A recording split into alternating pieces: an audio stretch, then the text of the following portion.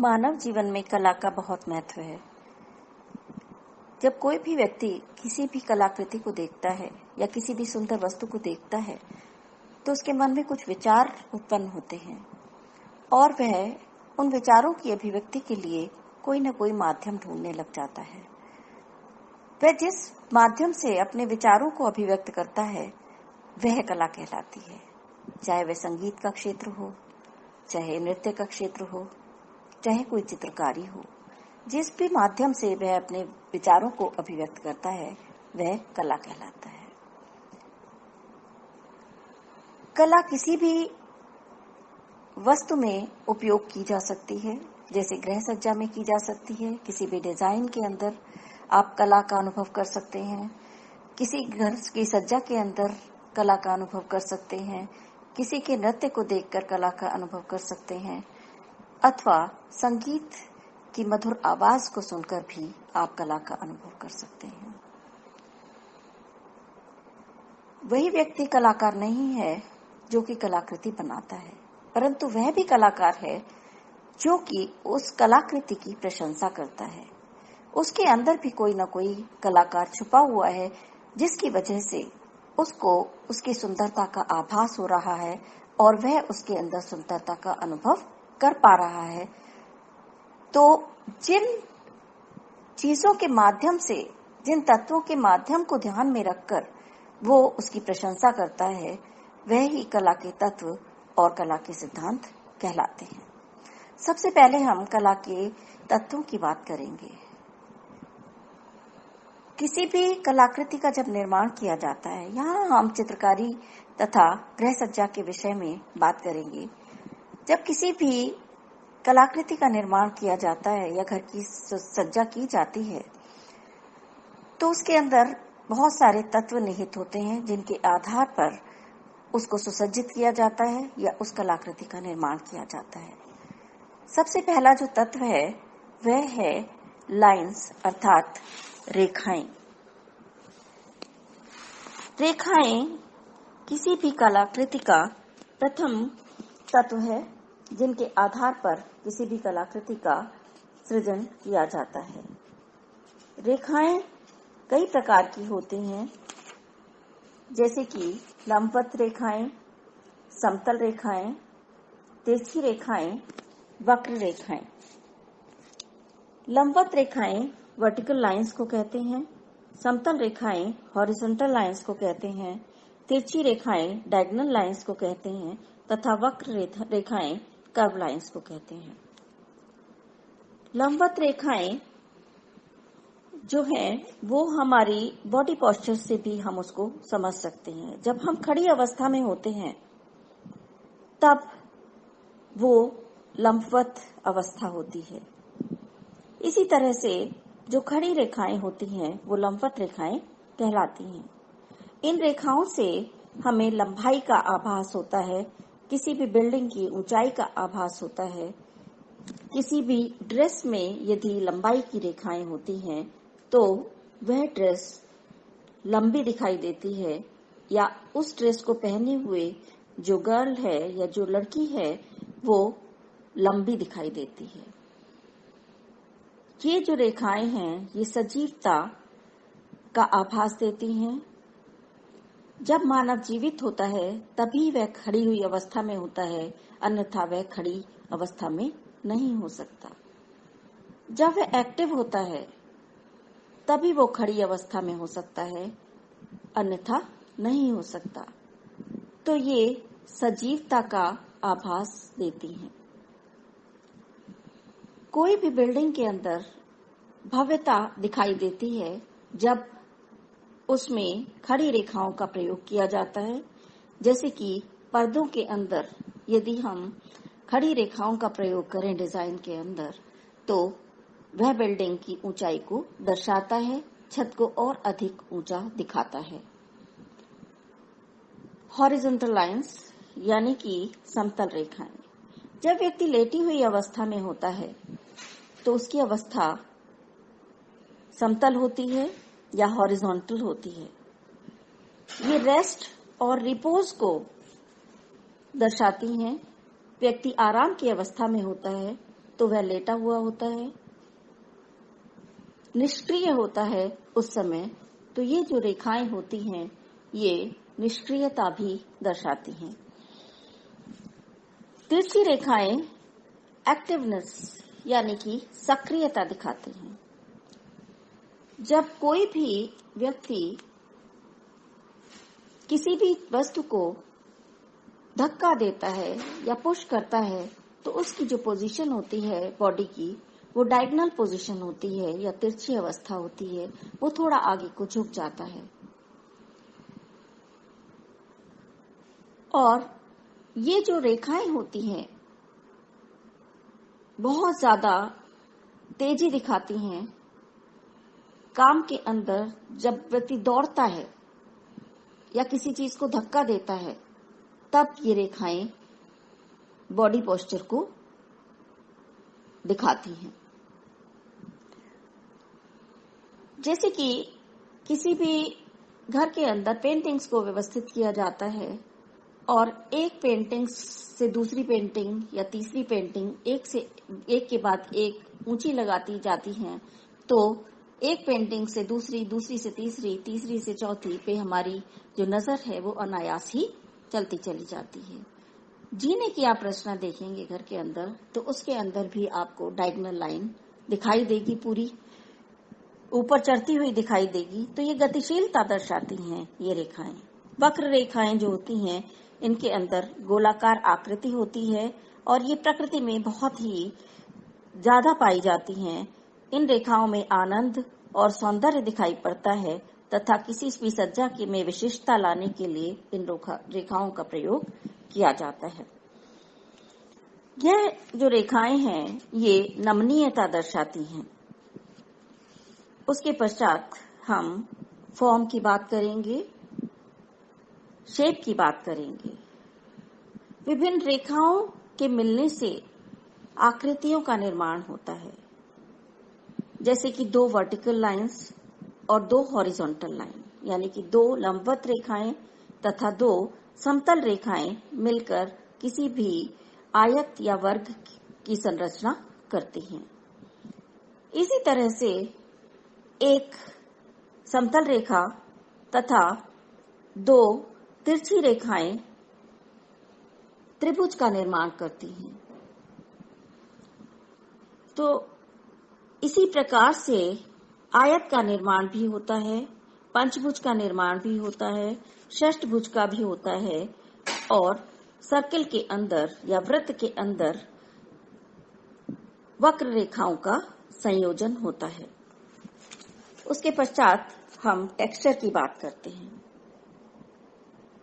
Texture यानी कि पोत या बनावट, किसी भी धरातल के जो स्पर्शीय गुण हैं उनको हम टेक्सचर कहते हैं या पोत कहते हैं। जब हम किसी भी धरातल को छूते हैं तो हमको ये पता चलता है कि उसकी जो टेक्टाइल क्वालिटी है, जो स्पर्शीय गुण हैं, वो कैसे हैं। वह वस्तु खुरदुरी है, चिकनी है, चमकीली है, कंकड़ों से युक्त है, कुरकुरी है, दानेदार है, कोमल है, लोचमय है, कड़ी है, छिद्रयुक्त है, कटीली है, स्पंजी है, नुकीली है अथवा दरार युक्त है। किस प्रकार का उसका टेक्सचर है या उसका पोत है, किस प्रकार के उसके स्पर्शीय गुण हैं, उसे हमें छूकर ही ज्ञात कर सकते हैं। तो ये जो स्पर्शीय गुण हैं उस धरातल के, वो टेक्सचर कहलाते हैं। हम अपने इंटीरियर डेकोरेशन में तथा डिजाइन्स के अंदर भी या कला की कृति के अंदर भी टेक्सचर्स का प्रयोग करते हैं। बाहर बागीचे में किसी भी झरने के पास जब हम पत्थर लगाते हैं तो हम उसमें टेक्सचर क्रिएट करते हैं। किसी भी पेंटिंग के अंदर हम जब कोई पत्ती सूखी हुई चिपकाते हैं तो हम टेक्सचर का प्रयोग करते हैं। किसी भी कलर्स पेंटिंग पर कलर्स लगाने के बाद उसके ऊपर हम कंघे से लाइंस यदि खींच देते हैं तो उसमें टेक्सचर आता है। किसी भी दीवार पर जब हम बजरी छाप देते हैं और उसके बाद उसके ऊपर पेंट करते हैं तो उसका टेक्सचर बदल जाता है। इस तरह से जो स्पर्शीय गुण हैं उनके द्वारा भी किसी कलाकृति में सौंदर्य उत्पन्न किया जा सकता है। इसके पश्चात जो नेक्स्ट एलिमेंट है या कला का तत्व है वह है रंग। रंग से ही मानव जीवन में सरसता आती है। आप सोच के देखिए एक मिनट में कि यदि जीवन में रंग ना होते तो मानव जीवन कितना नीरस दिखाई देता। तो सर्वाधिक जो महत्वपूर्ण स्थान है किसी भी कलाकृति को सुंदर बनाने के लिए उसमें रंगों का नाम अग्रणी है। रंगों के बिना जीवन में कल्पना ही करना आज के जमाने में कठिन दिखाई देता है। आकर्षक बनाने के लिए रंगों का विशिष्ट योगदान है। रंग कई प्रकार के होते हैं। प्राथमिक रंग, द्वितीयक रंग, तृतीयक रंग, चतुर्थभागीय रंग, माध्यमिक रंग। प्राथमिक रंग वो होते हैं जिनको कि हम किन्हीं भी रंगों के द्वारा बना नहीं सकते, वो प्रकृति में अपनी इसी अवस्था में होते हैं, जैसे कि लाल रंग, पीला रंग, नीला रंग। ये रंग किन्हीं भी रंगों के मिलाने से बनाए नहीं जा सकते। माध्यमिक रंग वो होते हैं जो प्राथमिक और द्वितीयक रंगों के बीच के रंग होते हैं। अतः पहले हम यह देखते हैं कि द्वितीयक रंग कौन से होते हैं। द्वितीयक रंगों को सेकेंडरी कलर्स भी कहा जाता है। तो जब दो प्राथमिक रंगों को हम मिलाते हैं तो द्वितीयक रंगों का निर्माण होता है, जैसे कि पीले और हरे को मिलाने, पीले और नीले को मिलाने से हरे का निर्माण होता है। नीले और लाल रंग को मिलाने से जामुनी रंग का निर्माण होता है तथा लाल और पीले रंग को मिलाने से नारंगी रंग का निर्माण होता है। इसी तरह से और रंगों का भी निर्माण होता है। यह एक विस्तृत विषय है, इसलिए इसको हम अलग से डिस्कस करेंगे बाद में। रंग जो होते हैं उसमें विभिन्न गुण भी होते हैं। कुछ रंग ठंडे माने जाते हैं, कुछ रंग गर्म माने जाते हैं, कुछ रंग माध्यमिक आभास देते हैं। जैसे कि नीला रंग शीतल रंग माना जाता है। यदि हम आकाश को देखें या पानी को देखें तो उसमें नीला रंग होता है और वह शीतलता प्रदान करता है। इसी तरह से जो सूर्य का रंग है प्रकृति में, उसके अंदर लाल रंग होता है। लाल रंग, नारंगी रंग और पीला रंग, ये सब हमें गर्मी का आभास देते हैं। हरा रंग जो होता है वो हमें ताजगी देता है। उसके अंदर दोनों रंगों का समावेश होता है, गर्म रंगों का भी और ठंडे रंगों का भी। कुछ रंग हमें दूरी दर्शाते हैं, कुछ रंग हमें पास आते हुए महसूस होते हैं। जो रंग तीव्र रंग होते हैं या गर्म रंग होते हैं वो पास आने का अनुभव दिखाते हैं, और जो ठंडे रंग होते हैं वो हमें दूरी का आभास दिखाते हैं। जैसे कि लाल रंग और नीले रंग को समान दूरी पर यदि रख दिया जाए या प्रयोग किया जाए तो लाल रंग हमको अपने पास आता हुआ प्रतीत होगा तथा नीला रंग हमको दूर दिखाई देगा। ये कुछ क्वालिटीज हैं रंगों की, ये गुण हैं, इसीलिए हम लोग इस चैप्टर को फिर अलग से डील करेंगे क्योंकि इसका विस्तार बहुत अधिक है। इसके पश्चात हम नमूने को लेते हैं। किसी भी सतह को सुंदर और आकर्षक बनाने के लिए नमूनों का प्रयोग किया जाता है। नमूनों का अर्थ है रेखाओं, स्वरूपों, पोतों और रंगों का चित्ताकर्षण मिश्रण। यह गृह सज्जा में तथा नमूनों में बहुतायत से प्रयुक्त किए जाते हैं। यह सौंदर्य वर्धन करते हैं, बहुत ही ज्यादा सुंदर बनाते हैं। और किस प्रकार के नमूने कहाँ पर प्रयोग किया जाए, यह भी बहुत इम्पोर्टेंट होता है, बहुत ही महत्वपूर्ण होता है।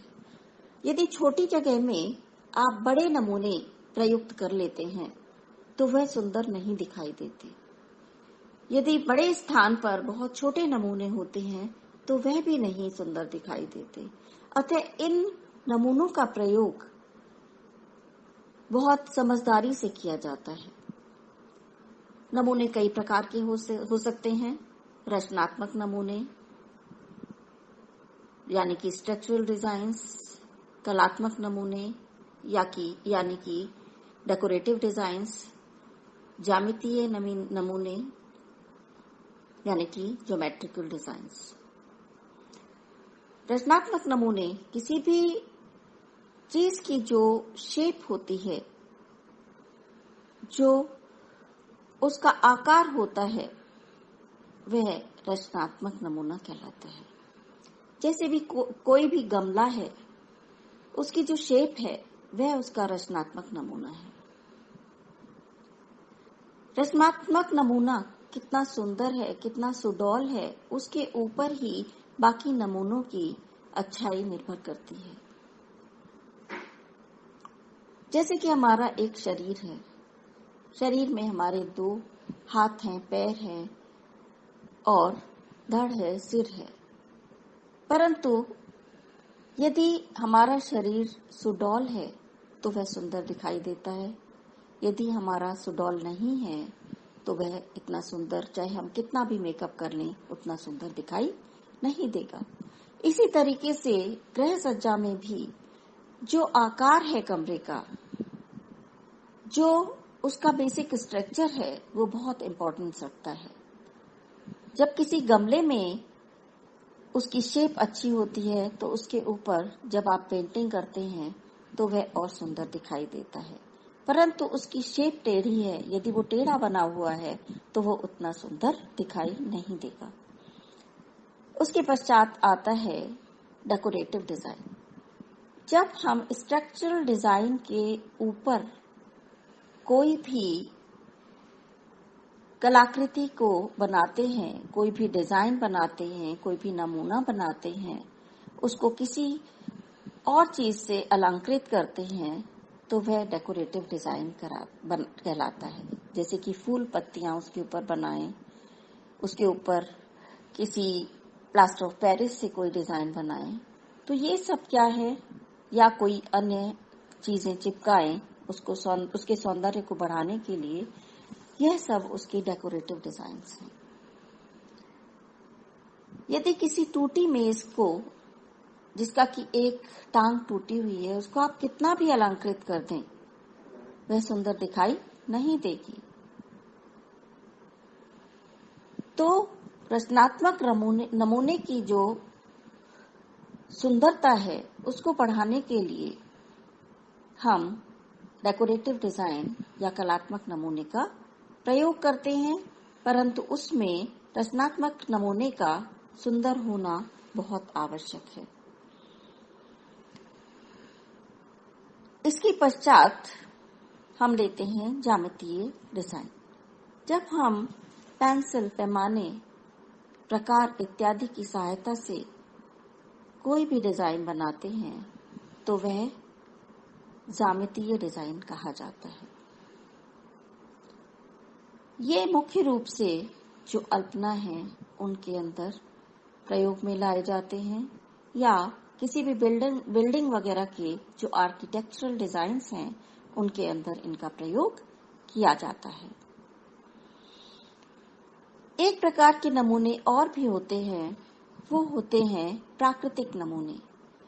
जब किन्हीं भी चित्रों में हम फूल का, पत्तियों का, चिड़ियों का, पेड़ों का तथा अन्य प्राकृतिक सामग्रियों का प्रयोग करते हैं, उनके डिजाइन्स प्रयोग में लाते हैं, तो वह प्राकृतिक नमूने कहलाते हैं।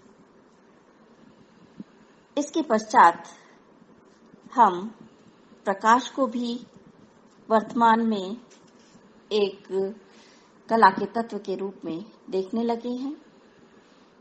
हम अपने घर में प्रकाश को, कितना प्रकाश हमारे घर में आए, कितनी छाया कहाँ पर रखनी है, नेचुरल लाइट्स प्राकृतिक प्रकाश के माध्यम से तथा कृत्रिम प्रकाश यानी कि आर्टिफिशियल लाइट्स के माध्यम से भी कंट्रोल करते हैं। और ये जो प्रकाश है, यह भी घर के सौंदर्य में या किसी भी डिजाइन के सौंदर्य में वृद्धि करता है। कहीं पर हम एक कोने पे यदि फ्लावर अरेंजमेंट करते हैं, पुष्प सज्जा करते हैं तथा उसके ऊपर हम बल्ब लगाते हैं, तो हम उसके ऊपर प्रकाश डालकर किसी का ध्यान अनायास ही वहां पर लाना चाहते हैं या आकर्षित करना चाहते हैं और उस स्थान को सुंदर बनाना चाहते हैं। किसी स्थान पर हम इसी प्रकार से छाया का प्रयोग करते हैं। लाइट्स में भी कहीं पर कलर्ड लाइट्स का इस्तेमाल किया जाता है, कहीं पर बिल्डिंग के अंदर छतों की कोव्स में लाइट्स लगाई जाती हैं जिनका डिफरेंट इफेक्ट होता है। किसी पेंटिंग के ऊपर हम ध्यान आकर्षित करना चाहते हैं तो उसके ऊपर सज्जा करते हैं। किसी झरने के ऊपर हम प्रकाश डाल सकते हैं अपनी बाह्य सज्जा में। तो इस प्रकार से प्रकाश जो है किसी भी सज्जा का सौंदर्य वर्धन करता है, उसकी उपयोगिता बढ़ाता है और उसके मनोभावों को भी परिवर्तित कर देता है। छाया भी किसी भी कलाकृति में विशिष्टता उत्पन्न करती है, अतः छाया का प्रयोग भी हम करते हैं। स्थान की कमी जो है आजकल वर्तमान में बहुत ज्यादा होती जा रही है। बड़े बड़े महानगरों में तो बहुत कम स्थान अवेलेबल होता है या किसी को मिलता है, अतः इसको भी कला के तत्व के रूप में जाना जाता है। स्थान जो है मल्टीपर्पज फर्नीचर से हम अधिक दिखा सकते हैं। जैसे कि हमारे पास यदि कम स्थान है तो हम सोफा कम बेड का प्रयोग किया जा सकता है या कर सकते हैं। कई बार हमको लगता है कि हमारा ड्राइंग रूम छोटा है, तो हम इस प्रकार की विंडोज लगा सकते हैं, उसके अंदर खिड़कियां लगा सकते हैं जिसमें कि पूरा दीवार में काफी मात्रा में या काफी बड़ा शीशा लगा दें, जिससे कि हम अंदर से बैठे बैठे बाहर का सीन देख सकें, बाहर का दृश्य देख सकें और हमें ये आभास हो कि वह स्थान अंदर है। तो इस तरह हम स्थान को हम ये देख सकते हैं या दिखा सकते हैं कि हम किस प्रकार से उसको ऐसा फील कर सकते हैं, ऐसा अनुभव कर सकते हैं कि हमारे पास स्थान अधिक है, जबकि हमारे पास स्थान अधिक नहीं होता। जब स्थान ज्यादा होता है तब वह जगह अच्छी दिखाई देती है, वरना खिचपिच जो है किसी छोटे से स्थान पर यदि ज्यादा फर्नीचर रख दिया जाता है तो वह बहुत अच्छा दिखाई नहीं देता। तो रिक्त स्थान का अपना स्वयं में बहुत महत्व होता है। किसी भी रिक्त स्थान से किसी भी सभ्यता सज्जा में भव्यता आती है और उसकी वृद्धता बढ़ती है। ये थे कला के तत्व।